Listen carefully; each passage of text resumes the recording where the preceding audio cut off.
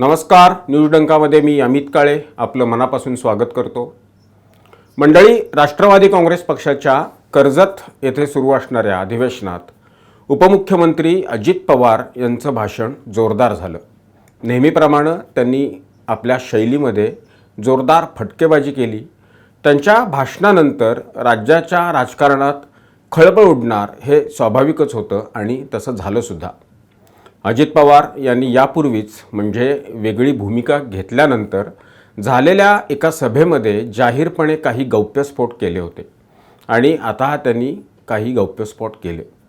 बरं, अजित पवार यांचा स्वभाव आणि राजकीय वर्तुळात त्यांचा वावर पाहिला तर तो कधी संशयाच्या भोवऱ्यात पडलेला नाही। हे सांगायचं कारण म्हणजे शरद पवार गटाचे आमदार जितेंद्र आव्हाड यांनी आज अजित पवार यांच्या भाषणानंतर काही विधानं केलीत आणि ही विधानं कशी संभ्रम निर्माण करणारी आहेत ते आपण या व्हिडिओच्या माध्यमातून पाहणार आहोत। आता इथं अजित पवार आणि जितेंद्र आव्हाड यांचं पूर्वी म्हणजे राष्ट्रवादी काँग्रेस पक्ष एकसंध असताना किती पटत होतं ते सर्वांना माहीतच आहे, ते सर्वश्रुत आहे। त्यामुळं ते अजित पवार यांच्यावर त्यांनी वेगळी भूमिका घेतल्यापासून खार खाऊ नयेत। म्हणजे अजित पवार यांनी वांद्रे इथं घेतलेल्या सभेत जितेंद्र आव्हाड यांच्यावर जाहीर टीका करून झालेली आहे। ठाण्याचा पठ्ठ्या म्हणून त्यांनी आव्हाड यांचा उल्लेख केला होता। बरं, ते असो, आज अजित पवार यांच्या भाषणानंतर आव्हाड यांनी त्यांच्यावर थेट आरोप केलेत।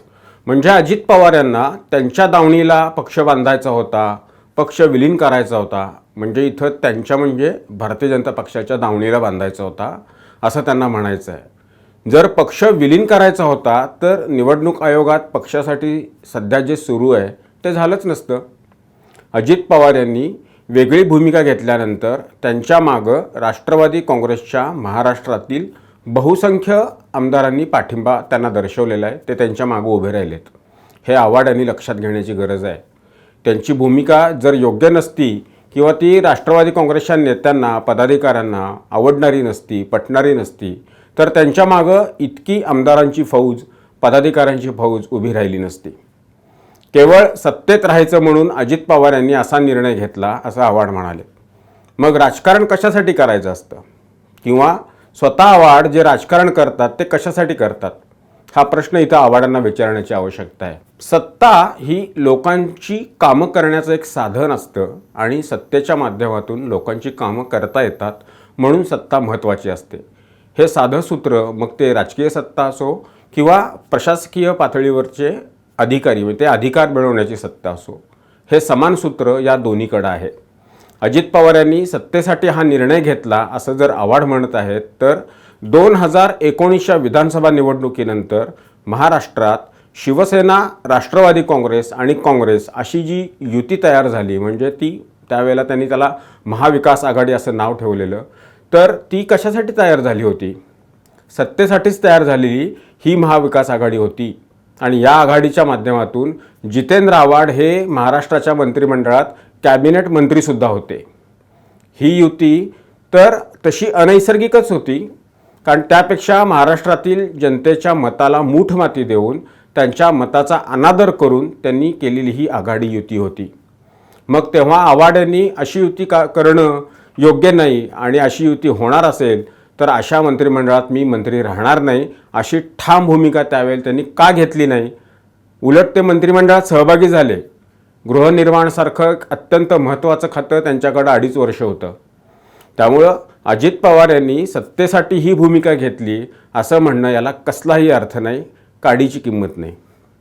अजित पवार यांनी स्वतः आपण सत्तेत सहभागी का होतोय त्याचं कारण सांगितलेलं आहे।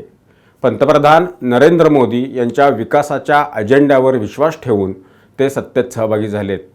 जसं सत्ता ही लोकांची कामं करण्यासाठी असते असं आव्हाड यांनी सांगितलेलं आहे, तर त्यासाठीच अजित पवार हे सत्तेत सहभागी झालेत आणि तसं त्यांनी जाहीरपणे सांगितलेलं सुद्धा आहे। 1999 ते 2014 या काळात शरद पवार यांनी अजित पवार यांना सगळं काही दिलं। संघटना असेल, मंत्रिमंडळ असेल, धोरणात्मक निर्णय असतील, अशा सगळ्यात अजित पवार हेच असायचे असं आव्हाड यांचं म्हणणं आहे। शरद पवार यांनी अजित पवार यांना उगाच असं सगळं दिलं असेल का? हा प्रश्न जर या राज्यात किमान पातळीवरचं राजकारण ज्याला कळतं अशाला कुणालाही विचारलं तर तो म्हणेल नाही। आयुष्यातील 50-55 वर्ष राजकारणात ज्यांनी घातली आहेत तो नेता असा निर्णय घेईल असं कोणालाही वाटणार नाही. अजित पवार यांच्याकडून तसा आउटपुट मिळत होतं, म्हणूनच त्यांना काही विशिष्ट जबाबदारी देण्यात आली. उगीच कोण कोणाला अशी जबाबदारी देत नसतं आणि राजकारणात तर अजिबात देत नसतं. आउटपुट म्हणजे तो विकास असेल किंवा संघटना पातळीवर मिळणारं यश असेल, याबद्दल मी बोलतो आहे. बरं, 1999ला संधी दिली, परीक्षेत नापास झाले असते तर 2014पर्यंत त्यांना अशा संध्या मिळाल्या असत्या का? तर अजिबात नाही. अजित पवार यांनीही पक्षासाठी काहीतरी केलं आहे, त्यांचंही त्यामध्ये योगदान आहे, म्हणून ते छातीटोकपणे बोलत आहेत आणि त्यांच्या मागं महाराष्ट्रातील पदाधिकारी जात आहेत, आमदार जात आहेत. ही वस्तुस्थिती आहे. सत्ता महत्त्वाची नाही असं जर आवाड म्हणतायत तर 1999ला काय झालेलं होतं? काही दिवस आधी काँग्रेस पक्षाबरोबर श्रीमती सोनिया गांधी यांच्याशी झालेल्या मतभेदानंतर, खास करून त्यांच्या परदेशी असल्याच्या मुद्द्यावरून पवार यांनी राष्ट्रवादी काँग्रेस पक्षाची स्थापना केली. ते काँग्रेसमधून बाहेर पडले. 1999च्या निवडणुका या स्वतंत्रपणे म्हणजेच काँग्रेसच्या विरोधात लढल्या गेल्या. नंतर काय झालं? एकट्याची ताकद महाराष्ट्रात काय आहे ते समजलं आणि पुन्हा काँग्रेसबरोबर युती करून सत्तेचा सारीपाट गाठलाच. शरद पवार हे स्वतः केंद्र सरकारमध्ये कृषी मंत्री झाले. मग हे कशासाठी केलं? सत्तेसाठीच केलेलं होतं. 2014च्या विधानसभा निवडणुका झाल्यानंतर भारतीय जनता पक्षाला न मागता बाहेरून पाठिंबा कुणी दिलेला होता? तो राष्ट्रवादी काँग्रेस पक्षानंच दिलेला होता. आणि हे कशासाठी होतं याचा पण खुलासा जितेंद्र आव्हाड यांनी करायला हवा होता. त्याच्याही आधी म्हणजे पुरोगामी लोकशाही दलाची स्थापना जेव्हा शरद पवार यांनी केली तेव्हा त्यांनी त्यावेळच्या जनसंघाच्या काही लोकांना सत्तेत सहभागी करून घेतलेलं होतं. महाराष्ट्राच्या मुख्यमंत्रीपदावरून वसंतदादा गेले आणि शरद पवार यांनी मुख्यमंत्रीपदाची शपथ घेतली. हा या राज्याचा इतिहास आहे. तो कसा विसरून चालेल? या राज्यात सत्तेसाठी कोण काय काय करतं आणि कोणी काय काय केलं याची पूर्ण कल्पना आणि त्याची जाणीव या महाराष्ट्रातील सुज्ञ जनतेला आहे. तूर्त इतकंच. व्हिडिओ कसा वाटला? आवडला असल्यास आपल्या प्रतिक्रिया कमेंट बॉक्समध्ये जरूर नोंद करा. व्हिडिओ आवडला असल्यास तो लाईक करा, शेअर करा आणि आमचं चॅनल सबस्क्राईब करायला विसरू नका. धन्यवाद.